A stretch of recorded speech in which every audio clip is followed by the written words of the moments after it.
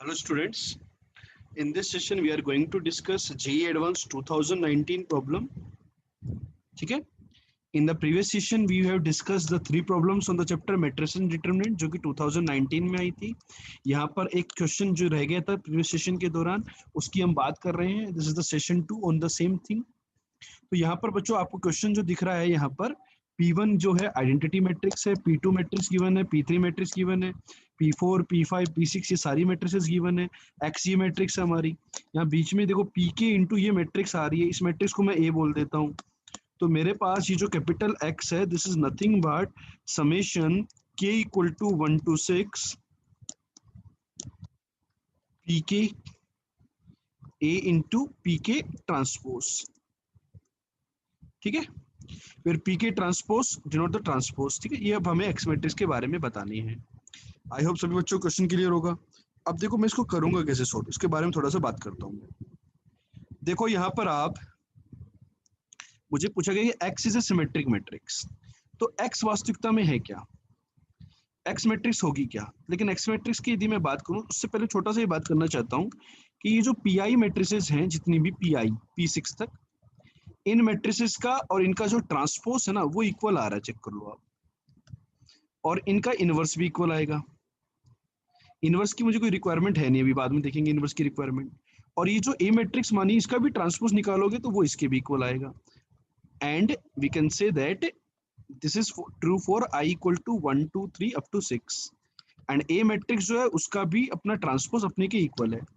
एक प्रॉपर्टी हमने ट्रांसपोज की पढ़ी थी कि P प्लस Q का जो ट्रांसपोज होता है ये P transpose plus Q transpose होता है बेटा.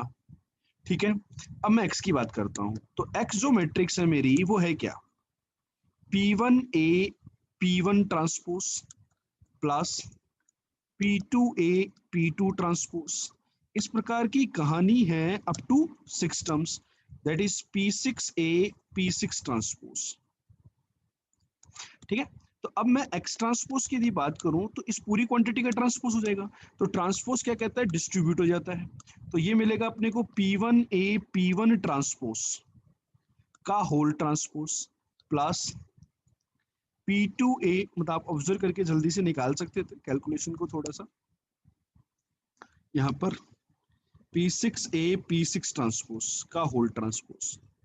अब बच्चा लोग मुझे बताइए ये जो प्रोडक्ट के अंदर कहानी होती है तो ट्रांसपोज क्या होता है, रिवर्स हो जाता है.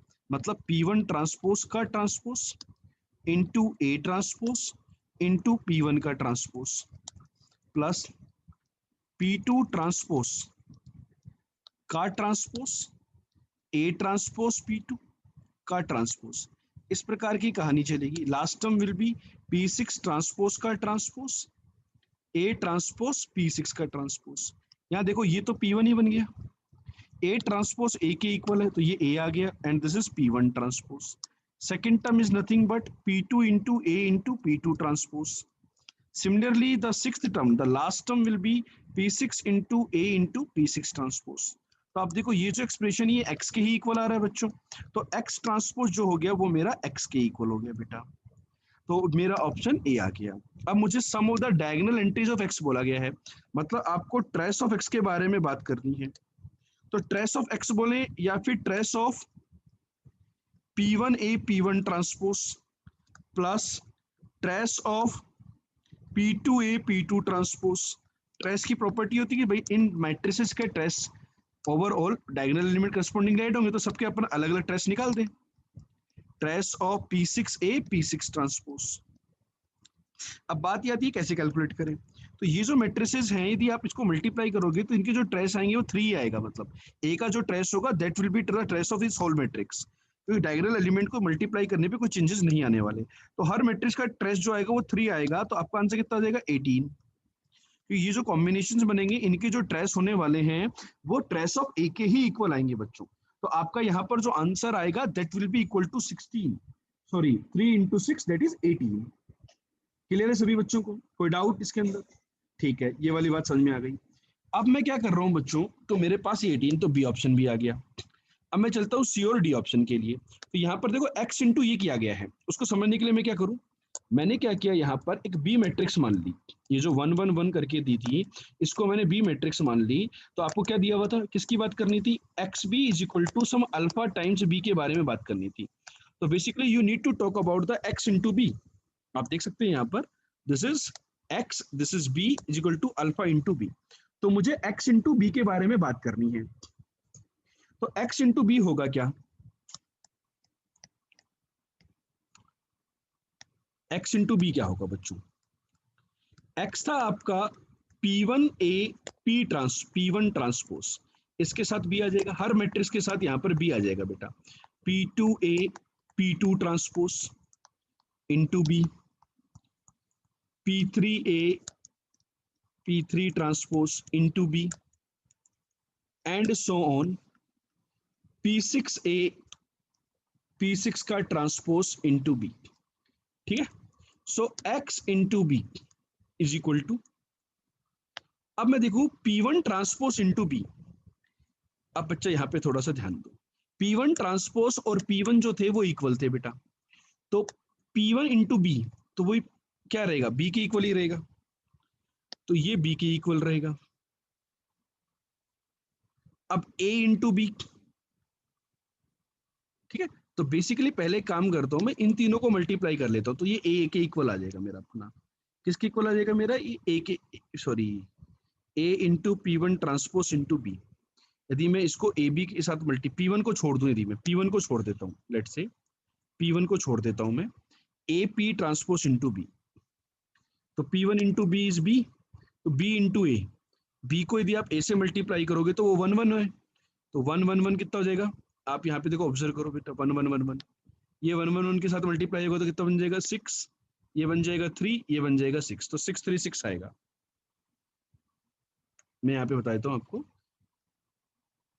P1 into A transpose into B is equal to A into B, that is equal to 636, ये आएगा कैलकुलेट करने पर। सो P1 इंटू 636 एक तरीके से, ठीक है। इसी प्रकार से ये P2 ट्रांसपोज को मल्टीप्लाई करोगे तो देखो ये भी अपना 636 आएगा। तो यही कहानी सभी के साथ हो रही है। इसका मतलब ये क्या हो गया, x इंटू बी जो है ना, ये बेसिकली क्या आया, P1 matrix plus P2 matrix P6 matrix, सबका सम, सबका साथ, सबका विकास, 636। अब मैं बात करता हूं इन सबके सम के बारे में, P1 से P6 के बारे में, कि इन सबका सम क्या होगा। अब देखो इनका सम देख लेते हैं, 1 1 0 0 0 0, तो ये हो जाएगा 2। फिर सेकेंड एलिमेंट देख लो, उसमें भी 2, थर्ड एलिमेंट देख लो, उसमें भी 2। तो हर जगह ये 2 2 2 के इक्वल आ रहा है क्या, चेक करो जरा, हर जगह ये 2 2 2 के इक्वल आ रहा है, क्या आएगा बताओ। तो ये जो मैट्रिक्स आ रही है आपकी, ये किसके इक्वल आ रही है,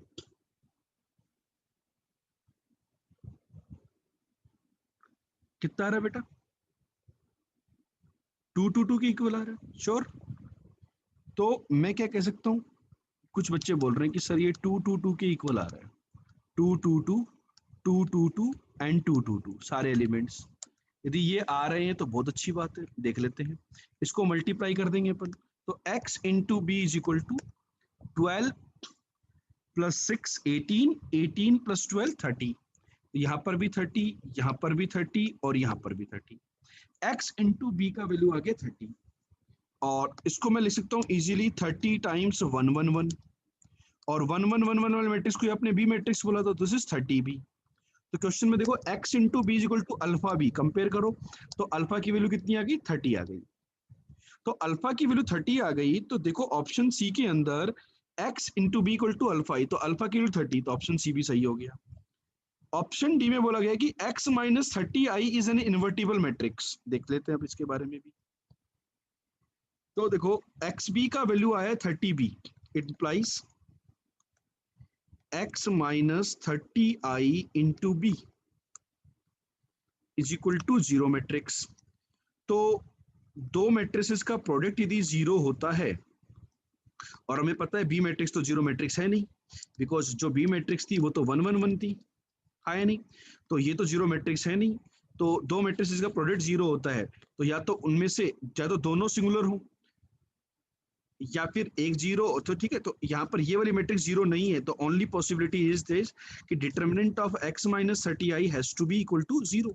तो यदि इसकी वैल्यू जीरो होगी तो ये singular matrix non invertible matrix कैसे होगी?